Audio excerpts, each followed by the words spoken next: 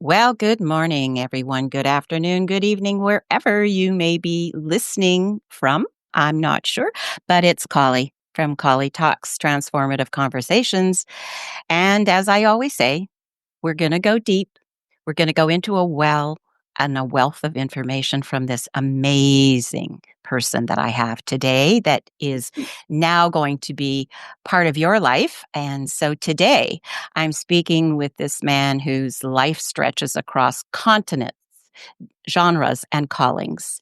Sam Mukherjee is a gifted novelist, a criminal defense researcher, and seasoned storyteller whose words have shaped not only literary landscapes, but legal ones. Sam has written 4 novels, over 1,500 features and speeches, worked with a Canadian senator, and currently prepares legal briefs for criminal defense in the UK, working on over 100 cases. But what moves me most about Sam is not just his resume. It's the way he holds deep truths with a clear, steady voice. Whether through fantasy, thriller, or fact, Sam's writing reveals the tension between what is and what could be, between justice and injustice, imagination and reality, pain and possibility. We explore the transformation power of story, the ways writing can be both escape and confrontation, and how one crafts meaning across multiple lifetimes of experience. This isn't just a conversation about writing, it's about why story matters. And this man is going to bring that to life for us. So, welcome, welcome, Sam. I am honored to have you with me today. Thank you so much, Colli. That was a wonderful introduction. Thank you very much. Well, you are so deserving of a wonderful introduction. So I'm going to start with the question, from Calcutta to Canada, right? There's been an alchemy of words, worlds, and human spirit. So it's such an honor to welcome you. And I want to begin at the beginning. And that is, can you take us, your audience, to the back of your roots? What was the young Sam dreaming of in Calcutta? Largely food, I guess. But jokes apart, I have always been interested in stories. Hmm. By reading, and I was also always invited by people that were younger than me to kind of narrate stories Okay. without even being a proper storyteller at the time. So, and I don't know why these young people who lived in the same building complex where I lived, they assumed that I would have a story to tell them, and Mm. it was almost every evening that I would have to go and tell them a new story. So I think without actually planning, I was always thrust into a scenario where I had to kind of prepare a new story to tell these young children. So so yeah, I think that was what I would dream of. I would just always dream of great stories, and when I would read stories written by other people, I would wonder if those stories, had been written differently, or if the endings could have been a little different, Hmm. or how would I have, made changes in those stories. So those were things that I was thinking, in terms of stories when I was growing up. And Fabulous. Calcutta is a big city, so a lot of interesting things happening. And like if you were out and about, you would observe a lot of funny things also. If you saw fun in your day-to-day life. Right. Well, those wonderful young people obviously had a wealth of information coming from you that, most likely led to them doing amazing things in their life. I have no doubt about that. You've lived and studied and worked across 4 continents. So, how have these varied cultural landscapes shaped your voice as a writer and thinker? I've been asked this, often, and I realized that when I was leaving India to go Hmm. to Australia, you know, to be a student, Right? I really didn't know what to expect, because in those days, a lot of people didn't go to Australia to study, because people usually went to the States or to the UK Okay. from India. And, so Australia was, known to us through cricket, Oh. which I enjoyed. So I didn't know much about Australia. This opportunity came up, and I ended up in Australia. And I had thought that everything would be so very different from where I was. Well, I grew up in urban India, which probably was helpful because I had some exposure to the Western world. Mhm. Uh, but what I found was that in a class of maybe 20, 25 people, I was the only Indian there, and there was not much of a difference in the way we thought and the way we kind of approach things. Right. Um, with my fellow students. And most of them were Australian and they had a very different upbringing than mine. So, and that was a source of great surprise to me because I never felt that, I was a foreigner and, in a different country trying to learn their ways. Yes, of course I was, because I hadn't grown up watching Australian television or, being in Australia. So there was a lot of learning to do. But there were so many things that were so similar to all my classmates that I never felt that like I was in a completely different world and like a fish out of water. I never felt that way.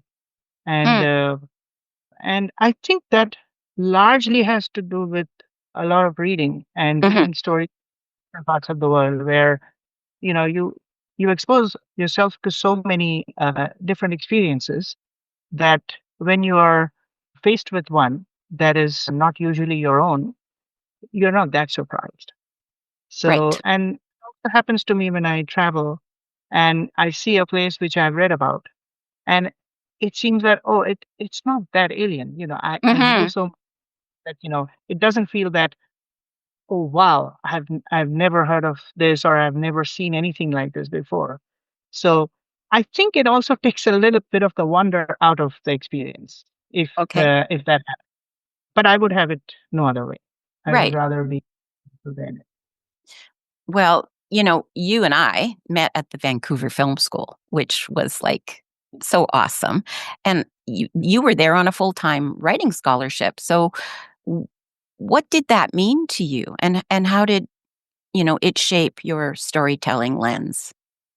So that's happened just by chance because, I was at a friend's place and, I just saw there was this opportunity to apply for a scholarship. And I've always, enjoyed, you know, uh, appearing for contests and, applying for scholarships and all that without, any expectations. So, Mhm. there was a little story to write. Or, I don't recall exactly. There was some kind of a statement of purpose, which is a pretty standard thing that, colleges and universities ask for. Right? I wrote something which obviously I don't remember now, and Mhm. got a message from them that, hey, you know what, you've been granted the scholarship, so would you like to come and join us? And I'm like, and at the time I heard that this writing department was, the study program was pretty much the same one that was being offered at the UCLA.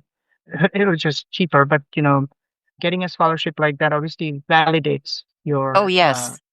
yeah. So you feel that what you wrote in the passing without putting much thought, into it, is obviously being admired and Mhm. being in a way celebrated for that. So it's a kind of a reward. So when you're rewarded, it's chances are that you would want to accept that reward.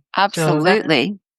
and it was an amazing experience in terms of learning because Vancouver Film School actually had incredible instructors, which included you. And I'm so fortunate to have been in your class. And I really learned a lot about storytelling. And because earlier I would be telling stories, but they were not as structured, and that there was a way to approach this craft. Mhm. Something actually began to understand and learn at the Vancouver Film School. Before Right. that, it was self-learned and self-taught. You Mhm. know, which was not always effective. I was just lucky, perhaps, to hold people's attention when I would tell a story. But understanding that there's a serious way to approach it was very important, and this opened up that possibility. Well, it was a wonderful experience for me. You were absolutely my favorite student because you got it. You got you just got what I was, delivering in terms of the program. And it was an honor to have you as a student. And I was just thrilled every time I knew I was going to be in class and you were going to be there. So that's that's how important you are in my life. Absolutely. And our friendship has gone on for a long time since then. So I'm wondering, you've moved across genres with such ease and really from a magical realism to legal briefs. And so do you see a thread or a theme that weave through all your work, no matter the form? I think when I used to work for an English language newspaper in India, Hmm. uh, there was an incident which kind of I must mention to answer your question. So I used to write features. So every day, I used to cover entertainment. It was a lot of fun. And then all of a sudden, my editor came and told me that, Sam, can you do me a favor? I need you to cover food. Mm. Like what? Like, can you write a food column for us for a year? I'm like, no, I know nothing about food. I just know how to eat it. So she says, well, this lady who used to do that, she's going on maternity leave. So if you can fill in, that would be really nice because it's really hard to get someone in such a short notice. Right. So I said, yeah, I mean, okay, just to make her happy, I said, yeah, I'll try. And I came home and I told my father that this has been thrust upon me, and I was essentially cribbing about it. So and he told me that. So I got no sympathy. So all he said to me was that if you're a good writer, you should be able to write anything. Oh. So and that was the end of the conversation. So he was not going to listen to complaints. Uh, I A g- thought about it. I said, uh, it is a challenge, and I actually did it for almost a year. wow. And yeah, did I enjoy it? I don't know, but I thought it was reasonably okay because a lot of people would call me to write food reviews for them, and these were really good places where I was going to, and I was trying to understand food and trying to write about it. So and that was not my area of expertise at all. So I think I brought that element into experimenting with different genres because Hmm. novel chopped green chilies and vanilla ice cream is a coming of age story. Hmm. My second one was In the Name of Love, which is on human trafficking. It's a thriller on human trafficking. And my third one is a fantasy slash magical realism. So you can see how these are all so different from each other. And the Right. fourth one, which my latest one, which was released a couple of weeks ago, The Citizen Cynic, that's an action thriller. Right. So I think I've told myself that whatever story comes to me, I will write that, as opposed to being pushed into becoming an action writer or a thriller writer or a person that writes a particular type of story. Right. So whatever, because I'm interested in many different kinds of stories. So love stories are a little hard for me to kind of sit through because most of them don't hold my attention that much. Hmm. But I like to watch comedy. I like to watch action thrillers, all kinds of genres. So whatever comes to me, I will do it. As opposed to being guided completely commercially. So Hmm. that's what I. Well, Perfect Tangerine was born from a very deep personal moment, the birth of your son. So, how did becoming a father open you up as a writer? I never imagined I would be a father because, Oh, yeah, I mean, I never put any thought into it, and then when it happened, and ruin happened, and then I was at the hospital, and there was not much to do because we were in a big room, and right? uh, I was not using my cell phone at the hospital, so I really had nothing much to do. And how long can you be chatting with the nurses and the doctors? They're busy. So Exactly. I ended up, scribbling a few lines on a paper napkin, Oh, and yeah, and interestingly enough, that became the first chapter of the book oh, because fabulous. the first chapter is actually uh, Rohin's real birth, fictionalized, of course. But there was so much going on because I was in the room, the operating room. So, which was an incredible experience for me. I'd never imagined I would be, you know, in a room where birthing would take place. I'd never actually. So, quite the experience. So, I think I remembered all of that or most of it, and I began to make notes. And by the time I came home, a couple of days later, I had the first chapter of the book.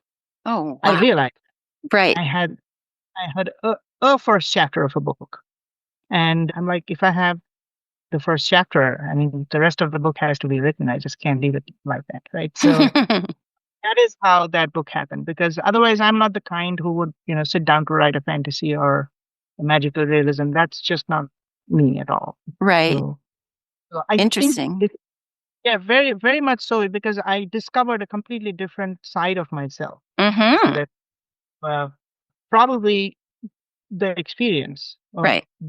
becoming a father, kind of brought that out from me, because the story is about a very young child, and how he grows up and all that. So definitely, being a father had something to do with it. But Oh, I for can't sure. imagine that story if I had never entered that operating room. Amazing. I love it. I love it. It's so great, and I know your son, and I adore him, so what a fabulous way to honor him, you know? I was just thinking, Sam, in the name of love, you dive into darker realities of human trafficking. So, what called you to explore this subject? I mean, how do you hold both justice and compassion in your narratives? So that story happened quite uniquely because I was sitting in Calcutta on one of Mhm. my back in India. Probably I was in Australia at the time, and I read a news item where I saw that there was a Bahraini princess who had been rescued by an American soldier. Oh, Uh, wow. not exactly a rescue scenario. It was more like a, I wouldn't say an abduction, because he wanted to marry her and there was opposition from the family. So I think they kind of snuck her out of the country, Right? and I think they appeared on Oprah as well. Many years later or something like that. But so so the idea of someone being trapped in a place and needing rescuing Mhm. came from there, and the human trafficking angle came. This obviously had no human trafficking angle, but I brought in a little bit of a human trafficking angle from that original idea, because you see human trafficking if you keep your eyes open, if you travel. Mhm. Uh, trafficking is visible, right? I mean, if we want to avoid looking at it, we can. Uh, Absolutely. if you pay attention, you will be able to see. In many parts of the world, you will be able to see it. Right. Not that, unfortunately, we lay people can do much about it, but because of the dangers involved. But I think that kind of gave rise to the story. Okay. And I also kind of brought in the subject of, forced marriages and all that. So that it Mhm. stuck where, this accomplished professional Indian woman who does very well at work is very different at home, because she has to adhere to a lot of familial pressures to be married, because until and unless she's married, she's not considered to be doing well in life, Right. right? So the tremendous pressure on her, and she decides to take a job outside of the country without realizing that she was actually falling into the hands of traffickers. So to escape Mhm. a forced marriage and her mother's pressures, Right. she being somewhere where she shouldn't be. So that's how it happened. Mhm. Mhm. Yeah, it like you say, it goes on more than we want to probably even or not that we don't want to know about it, but it's just so much goes on. It's so challenging to it's overwhelming because it does go on so much, right? So, yeah. And Many now sorry? an article many years ago, I had done an article on how not on sex workers, but on but they were part and parcel of another bigger article where you Hmm. know how they're being treated and all that, and you can just tell that human trafficking is involved. They're not doing this of their own volition. Yeah, So when exactly. you're exposed to a lot of things that you otherwise would not be able to see. So I think Exactly. all those kind of trickle into your book because Hmm. your own experiences will obviously kind of in some form or the other reflect in the way you write. Hmm. Hmm. Well, you've definitely pivoted from, and now from novelist to legal researcher working on over 100 criminal cases. What inner shifts that had to occur for you to move into this space? So I think the world of crime fascinated me. It Hmm. still does, Hmm. and so I think it's probably the reason why I took a lot of interest in the subject. Right? And when the opportunity came, I always uh, got into it. Hmm. And of course, the nature of the work is confidential. So obviously, I can't delve much into, No, no, of course not. No. details. But Yeah. yeah, I think what really fascinates me is, how people get caught up in situations that are not ideal. Right. And, and it's a very different, when you talk to someone, who is in a lot of trouble for things that you can't even imagine, it's very different. You don't get to, like if you talk to regular people, on a regular day, Hmm. you're not going to be exposed to this very different. So it's a completely different world out there where, you're talking to people who are embroiled in something, unpalatable. So, but I think that fascinates me, which is why I guess, all these documentaries and, crime thrillers, they're always so popular because people always have. I'm not saying it's a morbid fascination, but it's kind of something which is, you're not exposed to that every day, right? So it's Right. very different. Oh, yeah. Totally, totally different, right? My goodness. I was wondering, so what has working in the legal field taught you about humanity and justice or the stories we choose to believe? I think I approach people with compassion. Mhm. So I which is why, they want to keep coming back and, asking for me, wanting to work with me. Right. Uh, there are a lot of, very smart people out there, who obviously know the legal landscape way more than I do. My input is more of an interviewer because I've, been interviewing as a journalist. I've Right. interviewed thousands of people. So I can safely call myself an expert interviewer and I can, kind of distill information. And I also bring in a lot of compassion because, you know, when people are in trouble, I notice that, they're always concerned that they would be judged. Mm. So I judgmental, and I try to not see it's easy to sermonize, but Right. when it comes to ourselves, we don't follow those same rules, right? So No. I try not to be judgmental. I listen and try to, figure out the best solutions possible for them. Mhm. So uh, you know, getting into, understanding their side of the story Right. and to present it in the manner desired. And then, obviously, the barristers come in and, the solicitor and they all work towards preparing defense. Right. So, but, you know, knowing the facts as they are, Mhm. is very important. Oh, for Or sure. understanding, where a person is coming from, because that makes them human also, that makes us human also. And when we kind of, work like that, it's always easier to understand people as opposed to, if you're sitting on a pedestal and, if you think you're sitting at the right side of the table, Right. you will never get that. You won't have them open up and talking to you because the idea is to get them the best defense, right? So everybody deserves that, Yes. and we do our best to kind of provide the best defense. Well, exactly. I mean, that's part of what I taught in the film school was to walk a mile in another person's shoes, to be able to, you know, come to an understanding that my map of reality is not the other person's.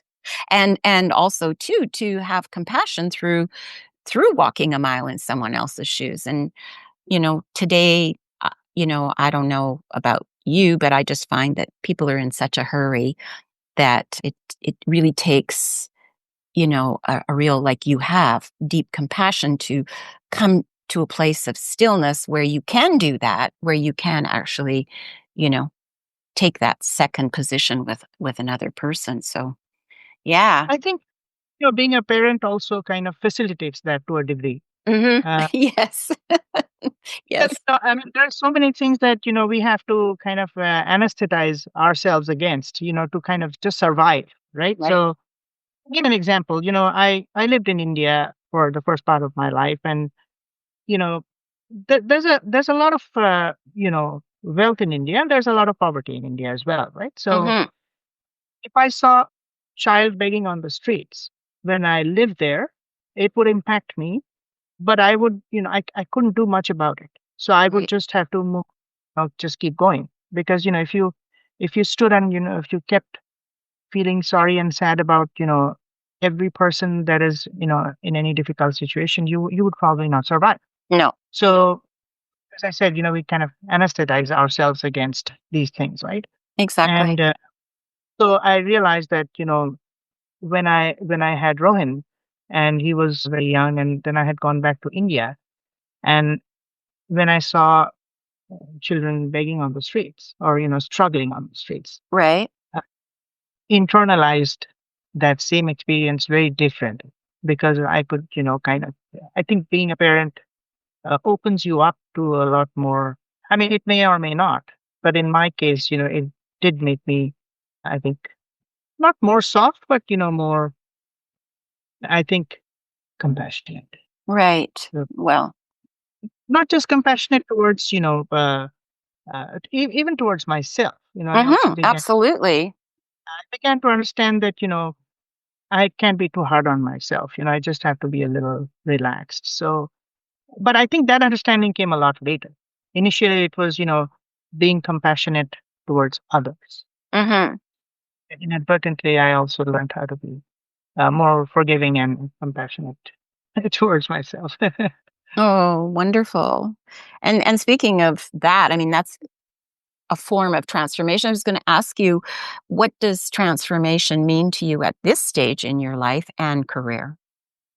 I think, I try to work on myself, rather than focus on external circumstances because I don't really have much control over, a lot of things that happen.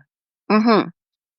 I try to, identify areas of growth and Okay. try to changes, like small changes and, you know, changing one's worldview and seeing challenges in a new light is something that I try to practice. And I don't know how successful I am at that, but as I said, it's easy to sermonize, but we tend to kind of not take those instructions ourselves. We are always thinking that, that person needs a change, he needs a change, she needs a change, they need a change. But, sometimes we do that, right? So Mhm. and anybody else. So that's what I try to do. I try to work on myself and I try to take, small steps because I realize that sometimes, we tend to overwhelm ourselves by trying to make rapid and massive changes, overnight. Exactly. So Overwhelm. just going slow and steady, I think has worked for me. And I think, when your values, your beliefs, your passions are tested, there's a period of kind of self discovery, right? So, and you're trying to, kind of, this leads to an authentic sense of self, if you know Mhm. what I mean. Oh, yeah, So, absolutely. yeah. And Absolutely. forgiving your wrongdoers or people who think are your wrongdoers, I think that also helps. What else? I think practicing gratitude, that that has helped to a Mhm. degree. I try to do that. I'm not very diligent, but like when I wake up, I just don't sit down and start writing, 10 things that I'm grateful for. I tried that. I couldn't do that. So I do it in my mind, I try to Yeah. think of 10 things that I'm grateful for, so a lot of these little things, I think contribute towards one's transformation in the all. Yeah. Well, it's the little things that add up to big things, right? It's baby steps, and we're all doing the best we can with what we have to do with. And when we do what you're doing, then we just continue to even do better. And that's all I think that it's important to do. And writing, 10 in the morning, it's written in your heart. So that's really, and it comes to mind. So it doesn't have to be put on paper. So, Yeah, it's like, it's a slower result, but, surer results. yeah, That's how I, absolutely. Absolutely. yeah, And you know, I reward myself, which I didn't do much before. So these days I do that. mhm, I reward myself, and then, I keep reading and listening to things that, we need to apply in our lives. So right. because sometimes you know it, but you need to kind of go through it a few times to kind of, assimilate it, if you know what I mean. Absolutely. Yeah. And Absolutely. and then, I was just thinking of that story about the caterpillar and the butterfly. They're sitting next to each other, Mhm. and the caterpillar is telling the butterfly that, "Hey, you look very different." So I says, "Yeah, because I started to take decisions." You know. So so yeah, I mean, it's a process, right? I mean, it's not that you know you've transformed all of a sudden, and No. there's that takes so long to alter. There has to be paradigm shifts in so many things for you to change completely. Yes. I think by and large, small and steady steps is what I go for because Yeah, that well, works.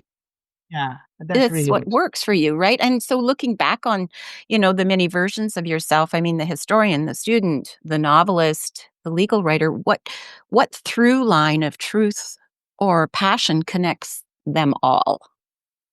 I think as I tell my son that passion fruit will sell well on Valentine's Day, but real passion will sell every day, right? So if Mm, you're passionate about something, you will find a way to get to it. And I always try to, kind of, I've been lucky that, I've kind of lived most of my life, listening to myself. right. And so, so losses, if any, have really not bothered me so much because those were my decisions and, my choices. So, so yeah, I think, like my passion is stories. I Mhm. like to tell stories, listen to stories, and I'm always talking to strangers, so much to the annoyance of family members because they get delayed with everything, right? Yeah. We're talking to people and we have to go somewhere and on the way I've stopped to speak with 10 people who I don't even know. So but that's my passion, that's what I do, so I never enjoy driving because that's a solo experience usually for me, right? And Mhm. I like trains because I talk to strangers, so not in a creepy way, I mean very No, no. organically Yeah. end up to people. And it's quite incredible, to see how many people are out there who have not had a single conversation with anyone the entire day because they're just so lonely. And Amazing. people are so ready to share their lives with you, their stories with you, and of course, the gift of anonymity, right? So if Right. you meet somebody who doesn't know you, they're so willing to kind of share something because you're not going to see them again, or most likely you will not see them again. In my case, what happens is, people tend to ask me what I do, right? So, Okay. which is what we usually do when we meet people, right? What do you do? That's a pretty Mhm. standard. So, Exactly, right. so when I say I write, I'm a writer. So there's obviously, it transitions into, more questions and, what do you write and so on. And I'm easily findable. So people look me up and, I find people I've spoken to on an airplane or maybe on the street have, they just connect. Mhm. But if they don't, we still come away quite enriched because, we are listening to somebody else's life, their stories, not just to get a story out of it, but just to kind of understand where they come from and, different challenges and how they faced those challenges. People are willing to share. And Absolutely. I never hesitate to open up and, talk to people. And Mhm. there are many. This is where I have, actually been shocked by what people would come up with at the first go. Like just to give you an example, I was on the tube in London once, and there was this guy standing right next to me, and he was asking me, what are you doing here? And we ended up having a conversation. So within the first couple of minutes, he kind of tells me that he's from Bosnia, and that he was able to escape because his entire family was slaughtered. Oh my goodness. And yeah, I mean, you wouldn't expect that, right? So Right. just a person standing right next to you, but he's gone through an incredible amount of hardship. Mm-hmm. And I've had, similar stuff. Like I was at a backyard party somewhere in Melbourne, in Australia, and there was this guy who ended up talking to me, and he seemed a little senior at the time. And I was a little surprised because, at his age, people generally don't, migrate to a new country. And he was from South Africa. And he said that, well, I had no choice because, we had a very successful business there. And all of a sudden, and there were, some hoodlums who wanted, them to pay a certain amount of money every month to run their business. And his father said, no, no, I'm sorry, we're not going to do this. And the father was very old, but he would still come to their store and he'd sit there every day because that's the business that he had started. Right. And said, one fine day they just walked in and they just shot him in front of me. Ah. And Oh my word. that's something of course you don't want to hear that, but it's just so Oh. he went and he could just and I could feel the pain that the man that has gone through, and it was just so shocking to hear that. And No. so then I was thinking, and that day I think something had happened, and I had missed the train, and I think I spent $100 on a taxi, just to get to where I had to go, and uh, I was not happy about it. And I was thinking that that's the problem that I faced that day was really nothing compared to what this man has gone through, right? So Right. Yeah. Oh and, wow. yeah, It's being intuitive enough and compassionate enough to to listen. and people open up, people want Mm-hmm. to tell you. But Yeah. sometimes, they don't want to kind of share these things with. Right. Not that Exactly. they're looking for, you know, compassion or anything. It's just you just need someone to listen to you. That sometimes Well, that's all. somebody to light that little bit of a spark, right? Just to light it enough for them to go, oh, okay, and they could go into it. Other than that, Mhm. they're closed off, right? I was wondering, Sam, if someone listening right now feels stuck between their passion and practicality, between the dream and the safe choice, what would you whisper to them? So this is something that I struggle with every day, and now I have a child, so it's a difficult one because I'll just give you an example. I have a friend who's much older to me, and he has three children, and he did extremely well in real estate. He's made a lot of money, and he said, I needed money, and I went into real estate, and I was very successful. And my children are all, accomplished. They've completed their education, and so his third son Mm-hmm. uh, did his PhD in cell biology or something like that. I don't recall exactly, but he's fairly accomplished, and he was teaching somewhere, and then he suddenly decided to become a flute player, a Oh, flutist. So, he came and told him that, Dad, I've decided to become a flutist. So, what do you have to say to that? So, my friend, who's a much older man, he tells me that it's so difficult because I know he can live off what I have because I have a substantial amount to kind of leave for him. right. He doesn't want that. But the problem is, will he be able to survive as a flutist? Because he has his education and he can always fall back upon it. But that's not what he wants to do. He just studied because he, was not ready to follow his passion. And now all of a sudden he has found his passion, or he thinks he has found his passion, which is Mm-hmm. becoming a flutist. But can he make a living playing the flute? So as a parent, you know, I want to scream at him and tell him that, don't do that because, you will not make it. But as someone who had no experience with real estate, Mm-hmm. Uh, when I went into it, there were people who said that, you won't be able to make it. Uh, but, but I'm very successful. So it's a dilemma. Like, what Yeah. do you tell you, right? I mean, I have been lucky, but will he be lucky? Plus, being in real estate and being a flutist are two very different things. Right. Not Exactly. really. So I was trying to kind of tell him that, do you play the flute or well enough to be able to make a living off it, or are you devoting enough time to play the flute every day to reach a point where you will be able to, support yourself by playing the flute? If you know what I mean. Right. So that's It's exactly what I'm saying. So if you're passionate about something, and if you know that it's an uphill climb, mm-hmm. are you putting enough work to improve and get to a point where you will not be afraid of failure? So that is what I tell myself, because a writer's journey is difficult. It's not for everybody, and it's often solitary, and it's you work in isolation most of the time.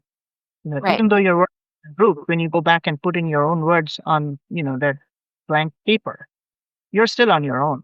So solitary work is not for everybody, and then it's like when you're writing a book, it takes time. It takes a lot of work. I've had people asking me, "Oh, you wrote the entire book?" I'm like, "Yeah, who else is going to finish it for me?" Right? Yeah. Yeah, unless you're really, really, interested in doing what you're doing, you won't be able to sustain it, No. right? So, but by the same token, I would say that one has to be flexible. I used to write, like, I've written advertising, I've written for public relations, I've written for a mainstream newspaper. But patterns have changed. People read differently. You have to adapt. I can't be bringing in those same writing, styles that were valid 20 years ago. I have to move with the times, and Mm-hmm. I have to adapt too to survive. Absolutely. Absolutely. For sure. Legal work kind of expects a very different kind of writing. Yes. So when a speech for somebody, the speech will kind of demand a very different voice. When I'm writing my novels, Mm-hmm. which is what the most, I will have to, focus on the way that genre is written. So I cannot bring in the same style of a pot boiler into something which is not a pot boiler, right? Mm-hmm. So to adapt to these demands and to be ready to adapt is Be very ready. important. Yeah, exactly, exactly. I was going to ask you, with regards to your first chapter of Perfect Tangerine and writing on the napkin right after your son was born. Like, if you could write one final message on a napkin today for the next generation, what would it say? Feeling for writers Yeah, or for for aspiring aspiring writers, writers. Yeah. very simple, just one word, right? I love it. Right. Exactly. And And I'll tell you, I said that, Kali, because I used to do a lot of workshops, okay, creative writing workshops, right? and people would come up to me, and they were filled with ideas. And but see, the issue is not the ideas. A lot of people have a lot of great ideas. The execution is where it all kind of sometimes falls flat, and the discipline, right? I mean, I might have a great idea, but I have to sit down and work at it, right? Mhm. So, and if book, it takes time, it takes effort, it takes rewrites. And I find a lot of writers or aspiring writers have no interest in doing that, because they feel that whatever they've written is so perfect that they're not willing to kind of make changes, or they're not ready to rewrites. And that's not going to help them, because inevitably there will be rewrites, or you will have to make changes, because if you want to write commercially, if you're writing for your daughter, that's fine. Mhm. She'll be more. But if you're writing commercially, there will be commercial demands, and to meet that, you have to change the way you think. My recent novel, which is called The Citizen Cynic, it's an action thriller.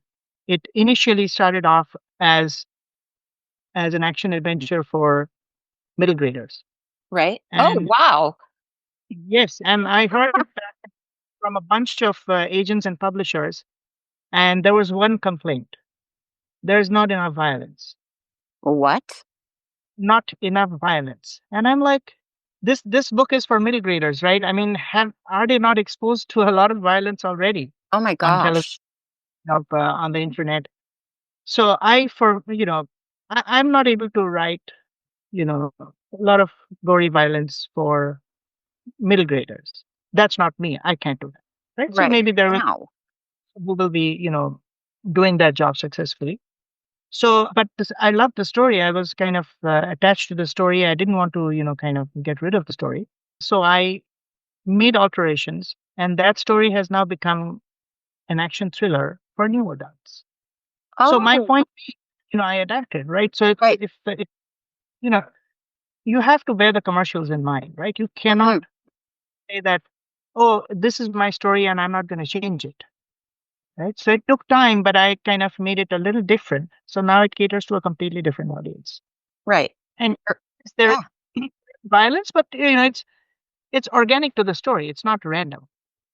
So if you know what I mean, right? Yeah. So Oh, yeah, absolutely. I mean, it's not put in there just to just to yeah, I get it totally. actually, Complete. I was very surprised, that because I suppose violence sells, and but for middle graders, I didn't want to do that.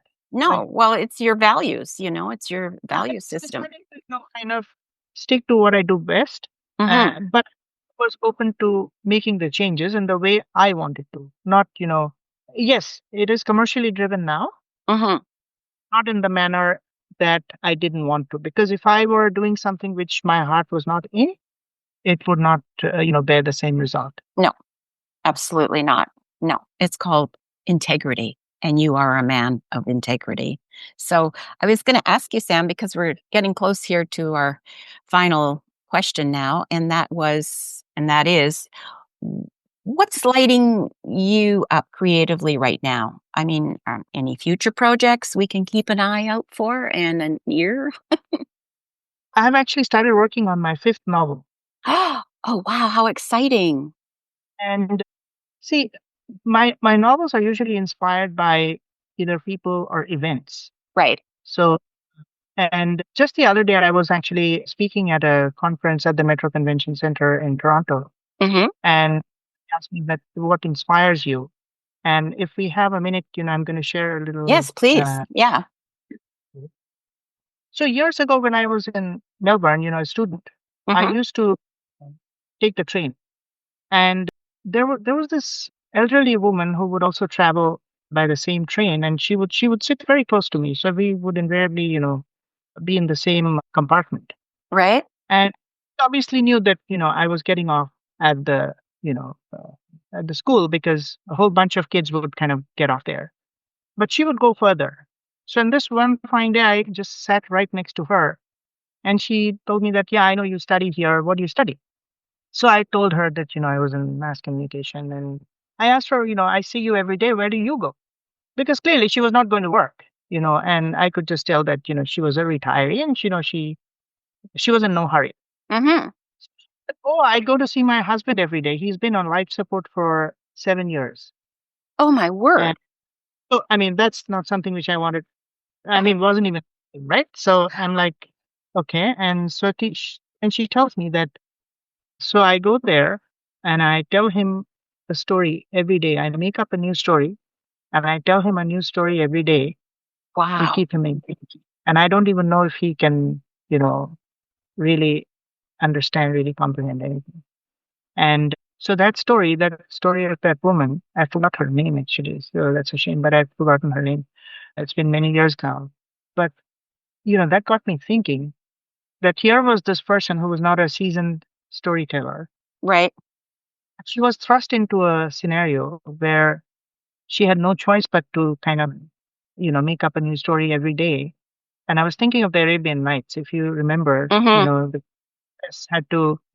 Princess Sherazad had to, think of a new story every day for 1,000 nights Yeah. to Wow. survive. Because if she couldn't tell a story, a brand new story, the king would have her, killed. Yeah. So trying to save herself by, telling a new story every day. Coming up with a new story every day for the king. Mm-hmm. And here she was trying to, come up with a new story every day, not being a seasoned storyteller, just to keep her husband alive. Wow.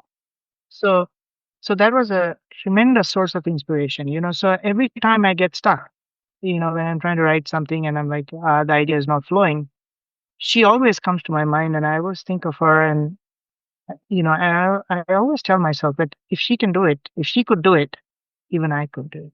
So Oh, how beautiful. Oh, Mm. well, but I lost track of your question. What was your question? To which I kind of meandered a little bit. no, that's you hit it right on. I mean, it was exactly that. It was just a matter of, with regards to what lights you up creatively now and the future projects that we can look forward to.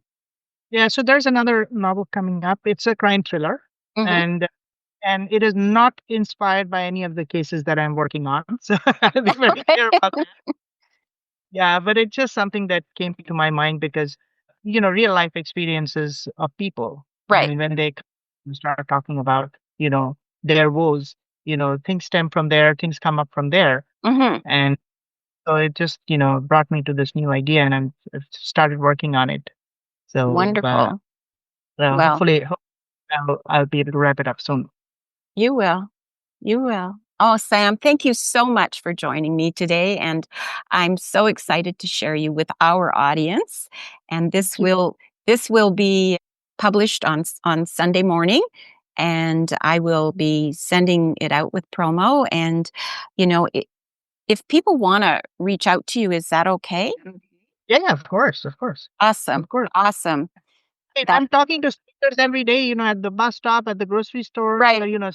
Strangers are not strangers to me. They're just people, who are, longing to connect. And Exactly. before I, let you go, I have to share something, in this regard. So there was this American woman who wrote to me from Kyrgyzstan. Okay. Now, there was Uzbekistan and Kazakhstan and all of that. I had never really paid attention to a country called Kyrgyzstan. So she wrote from Kyrgyzstan. She picked up my book from somewhere in Kyrgyzstan, Wow. and she's saying that, Sam, I've read your book. I really loved it. And I'm here to build a library in my father's name. And once Oh, the library is complete, I would like you to come here and talk to the children here. So because I wow. have so why I said that was, it's all about connecting with people and, to kind of share stories. So yes, please, anyone wants to. Absolutely. I mean, that is an incredible story in Yeah, very itself. much. We could talk for hours, but you know how. Absolutely. Well, we will talk again for sure, because I have enjoyed this immensely and I know our audience will too. And so I will put, on the promo piece your contact for them. Absolutely. So, Thank you so much. Thank oh, you for thank you having. so much and so much love to you and yours. And I'm just so honored and so grateful. Like I say, the moment I met you at the Vancouver Film School, I knew this was a lifelong friendship. So thank you so much. I'm so honored. Thank you for being there. Thank you. Lots of love, Sam. Lots of love.